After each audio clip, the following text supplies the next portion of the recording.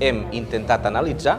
aquells factors que podrien estar relacionats amb la presència d'aquest dolor crònic generalitzat, tant amb els pacients amb síndrome de Sjögren com amb població atesa amb l'atenció primària. I ens hem fixat específicament amb l'estudi no només de la prevalença d'aquest problema, sinó amb altres factors que podrien tindre a veure amb la causa. Bàsicament serien el dolor crònic, els factors metabòlics o risc cardiovascular i, d'alguna manera, els factors genètics que podrien fer que hi hagués una major predisposició a tindre aquests problemes.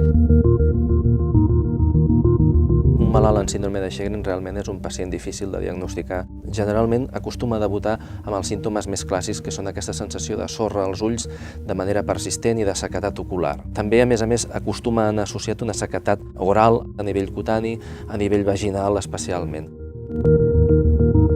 Aquest estudi bàsicament tenia 3 branques, una primera branca de pacients amb malaltia de Sjögren, una segona branca de pacients que no tenien cap malaltia, de població sana que es visitava aquí en el nostre centre, i una tercera branca de població que complia amb els criteris de dolor crònic generalitzat.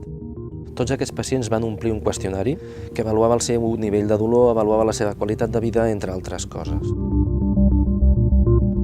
El perfil de pacient, el perfil de persona que hem trobat amb dolor crònic generalitzat és una pacient dona, en primer lloc, d'una mitjana d'edat que pot oscil·lar entre els 45 i els 55 anys, que acostuma a ser sedentària, que també, a més, té més malaltia cardiovascular associada.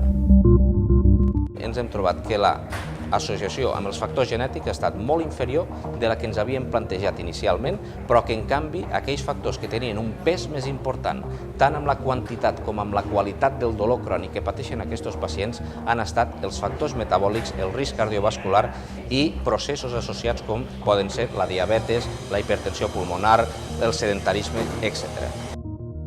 Amb els pacients amb síndrome de Sjögren primària ens hem trobat que la presència del dolor crònic generalitzat pot ser tan o més important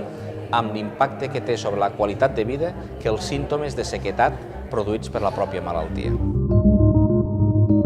Ens hem adonat que és un problema francament important des d'un punt de vista de prevalència i en el qual la importància de la relació entre el metge i el pacient és crucial. Per tant, una de les principals conclusions i portes de futur des d'un punt de vista clínic és la implicació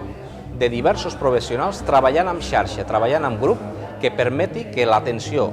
amb aquests pacients amb una patologia tan complexa sigui molt millor de la que en aquest estudi ens hem trobat malauradament.